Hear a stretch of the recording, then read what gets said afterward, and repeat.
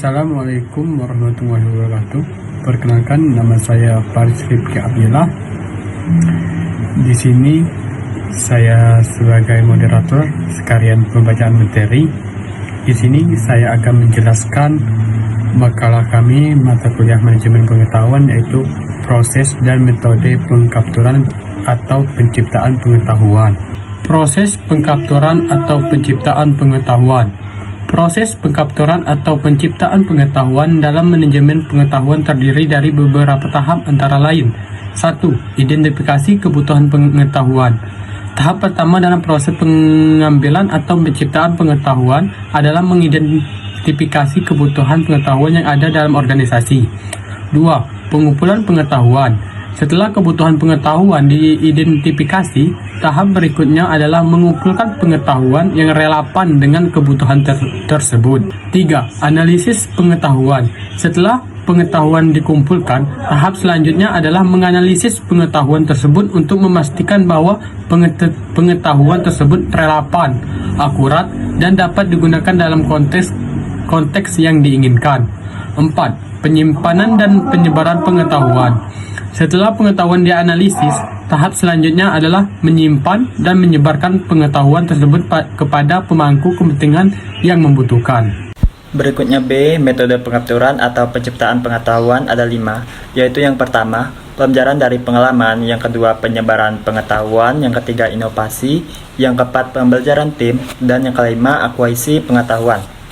1. Metode pengetahuan implisit. Proses pengumpulan pengetahuan yang tidak secara eksplisit diungkap atau terdokumentasi dalam bentuk tertulis atau lisan. Berikutnya metode dalam pengetahuan implisit. Yang pertama yaitu observasi. Observasi dapat digunakan untuk memperoleh pengetahuan implisit dengan mengamati perilaku atau tindakan seseorang. Yang kedua, pembelajaran melalui praktik. Pembelajaran melalui praktik adalah cara untuk memperoleh pengetahuan implisit melalui pengalaman langsung dalam melakukan suatu tindakan. Yang ketiga, wawancara. Wawancara dengan ahli atau individu yang berpengalaman dalam suatu bidang dapat memberi wawasan tentang pengetahuan implisit yang dimilikinya. Yang keempat, penggunaan teknologi. Teknologi seperti sensor atau perangkat lunak dapat digunakan untuk mengumpulkan data menunjukkan pola-pola dalam perilaku atau tindakan yang mengarah pada pengetahuan implisit. Dan yang terakhir adalah kolaborasi dan diskusi. Kolaborasi dan diskusi dengan orang lain dapat membantu mentransfer pengetahuan implisit dari satu orang ke orang yang lain. Teman-teman, yang pertama tadi kita membahas tentang implisit, yang kedua ini kita membahas metode untuk pengetahuan eksplisit. Pengetahuan eksplisit adalah pengetahuan yang dapat diartikulasikan dalam bentuk kata-kata atau angka. Dalam pengetahuan eksplisit ada beberapa metode. Yang pertama yaitu observasi. Metode ini melibatkan pengamatan terhadap objek atau fenomena untuk mendapatkan informasi yang relevan.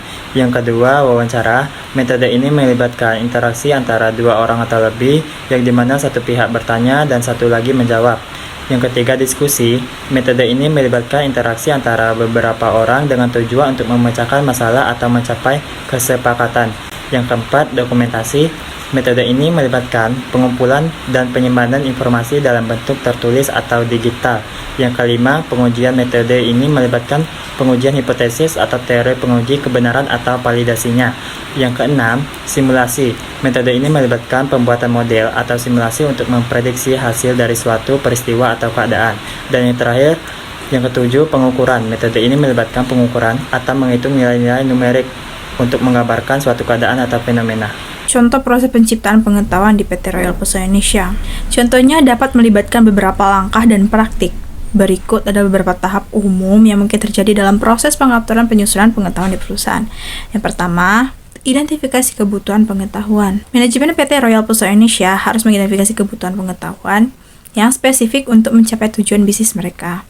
Ini mereka menentukan area-area di mana pengetahuan baru diperlukan atau peningkatan pengetahuan yang sudah ada. Yaitu contohnya, PT Royal Pesona Indonesia ingin meningkatkan pengetahuan tentang tren pasar perjalanan dan preferensi konsumen terkini. Dan kedua, pengumpulan informasi. Tim yang ditugaskan akan mengumpulkan informasi melalui berbagai sumber seperti survei, penelitian, analisis data, dan pencarian literatur. Data dan informasi yang dikumpulkan akan menjadi dasar untuk membangun pengetahuan baru. Dan contohnya, Tim penelitian PT Royal Pesona Indonesia melakukan survei tentang preferensi konsumen dalam perjalanan dan menganalisis data pemesanan dan ulasan pelanggan mereka. Yang ketiga, analisis dan penafsiran. Data dan informasi yang dikumpulkan akan dianalisis untuk mengidentifikasi pola, tren, atau wawasan yang relevan. Tim akan memeriksa data dengan hati-hati, mengidentifikasi hubungan dan korelasi, dan menafsirkan hasil analisis untuk mengekstrak pengetahuan yang berharga. Contoh, tim analisis PT Royal Pesona Indonesia menemukan bahwa semakin banyak pelanggan mereka mencari paket perjalanan yang inklusif dan berkelanjutan. Keempat, pengorganisasian pengetahuan. Pengetahuan yang dihasilkan dari analisis akan diorganisir dengan cara yang sistematis dan dapat diakses. Ini melibatkan pembuatan basis pengetahuan atau database yang mengorganisir informasi dan temuan penting secara terstruktur. Contohnya, PT Royal Pesona Indonesia membangun basis pengetahuan internal yang mencakup tren perjalanan, preferensi konsumen, dan praktek terbaik dalam industri perjalanan. Kelima, penyebaran pengetahuan. Setelah pengetahuan dikumpulkan dan diorganisir, langkah selanjutnya adalah menyebarkan pengetahuan tersebut ke berbagai pihak yang berkepentingan. Ini dapat dilakukan melalui pelatihan, presentasi, publikasi internal, atau saluran komunikasi.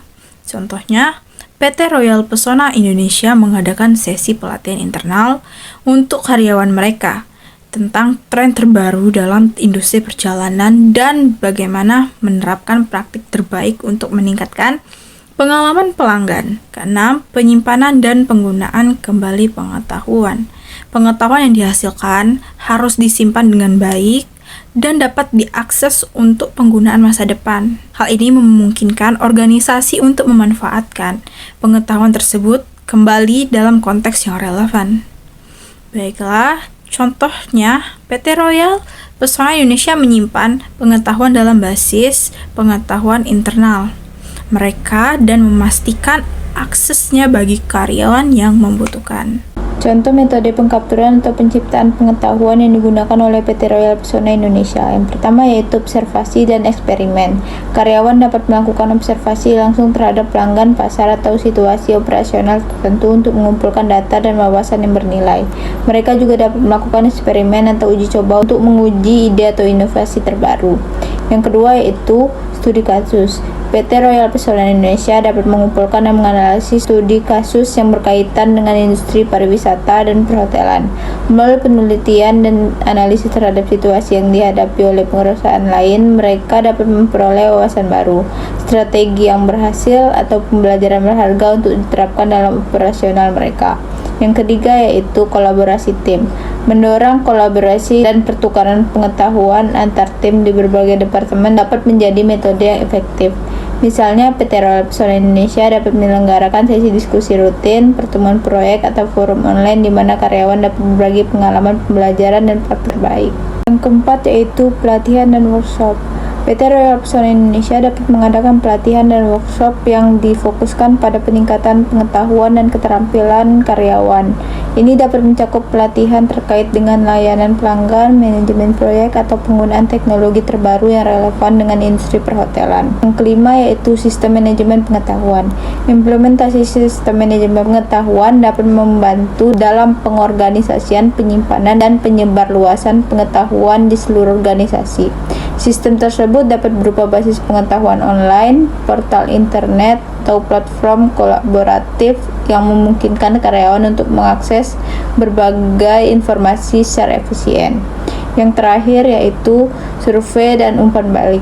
PT Royal Pesona Indonesia dapat melakukan survei internal dan eksternal serta meminta umpan balik dari pelanggan, karyawan, dan mitra bisnis.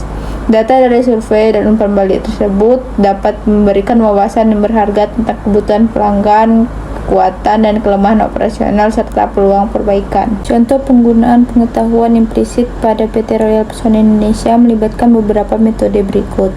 Yang pertama yaitu penangkapan pengalaman. Para karyawan PT Royal Pesona Indonesia dapat secara aktif mengumpulkan pengalaman mereka dalam menjalankan tugas sehari-hari, seperti berinteraksi dengan pelanggan, menyelesaikan masalah, atau menghadapi situasi yang unik.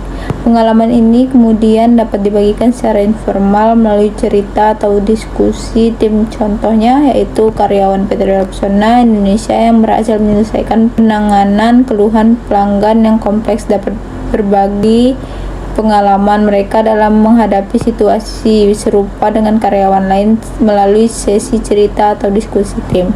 Yang kedua yaitu observasi dan modelisasi.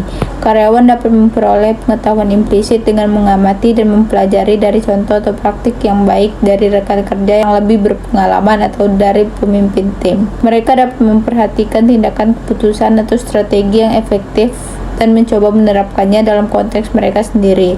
Contohnya yaitu seorang agen perjalanan yang baru bergabung dengan PT Royal Pesona Indonesia dapat mengamati dan belajar dari pengalaman dan praktik terbaik agen perjalanan yang lebih berpengalaman dalam menghadapi tantangan dalam merencanakan perjalanan yang kompleks. Yang ketiga yaitu kolaborasi dan diskusi. Melalui kolaborasi dan diskusi dengan rekan kerja atau tim, karyawan PT Royal Pesona dapat memperoleh pengetahuan implisit yang melekat pada pengalaman kolektif mereka. Diskusi dapat melibatkan pemecahan masalah bersama, berbagi wawasan, dan penemuan bersama. Contohnya itu tim pemasaran PT Royal Pesona Indonesia dapat mengadakan sesi diskusi untuk berbagi pengetahuan dan wawasan yang mereka peroleh dari berbagai kampanye pemasaran sebelumnya. Yang terakhir yaitu pembelajaran dari kegagalan. Kegagalan atau kekalahan juga dapat memberikan kesempatan untuk memperoleh pengetahuan implisit. Karyawan PT Royal Pesona Indonesia dapat merefleksikan pengalaman negatif, mengidentifikasi faktor penyebab kegagalan, dan memperoleh pemahaman yang lebih baik tentang praktik yang harus dihindari dari masa depan. Contohnya itu setelah menghadapi permasalahan dalam mengelola sebuah acara perjalanan, tim event PT Royal Pesona Indonesia dapat mengadakan sesi refleksi untuk memahami faktor penyebab dan mengeksplorasi cara-cara untuk menghindari masalah serupa di masa depan. Ada beberapa metode yang dapat digunakan untuk mengelola pengetahuan eksplisit di PT Royal Pesona Indonesia. Berikut ini beberapa contohnya. 1. Dokumentasi.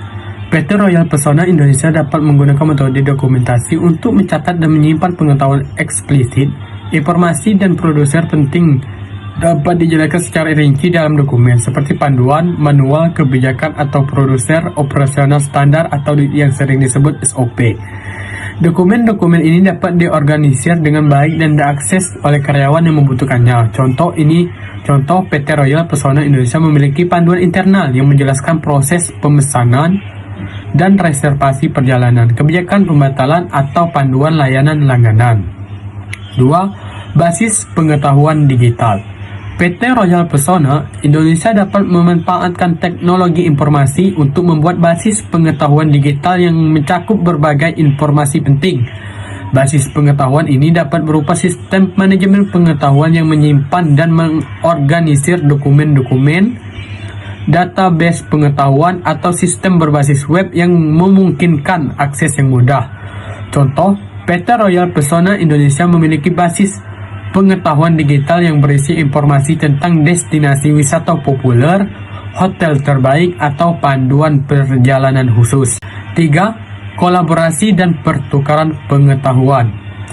PT Royal Pesona Indonesia dapat memfasilitasi kolaborasi dan pertukaran pengetahuan antar karyawan melalui berbagai alat komunikasi dan kolaborasi.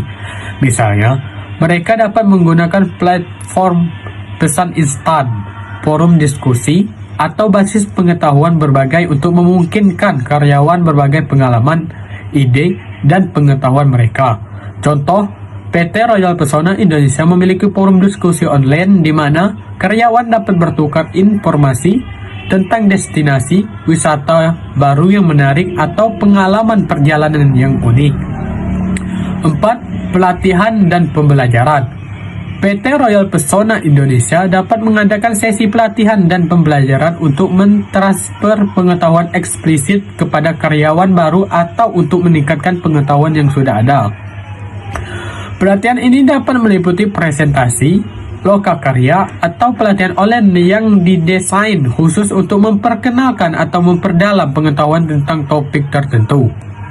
Contoh, PT Royal Pesona Indonesia menyelenggarakan pelatihan reguler kepada tim penjualan tentang paket perjalanan terbaru, fitur produk terbaru, atau tren terkini dalam industri perjalanan. 5. Manajemen pengetahuan. PT Royal Pesona Indonesia dapat mengadopsi pendekatan manajemen pengetahuan yang sistematis untuk mengelola pengetahuan eksplisit. Ini melibatkan identifikasi, pengumpulan, organisasi, penyimpanan, dan penggunaan kembali pengetahuan secara efisien.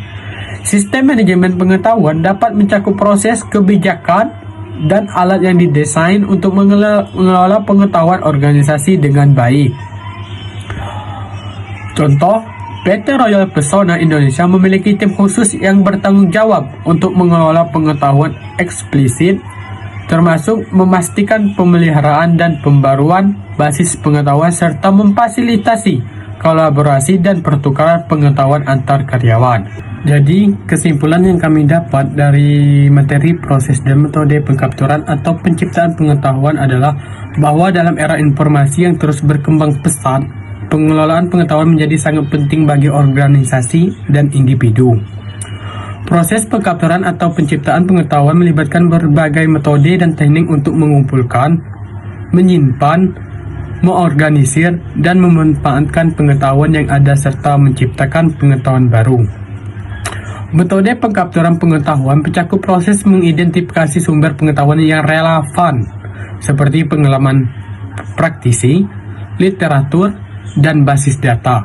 Selanjutnya, pengetahuan tersebut perlu dikumpulkan dan direkam secara sistematis agar dapat diakses dan digunakan secara efektif.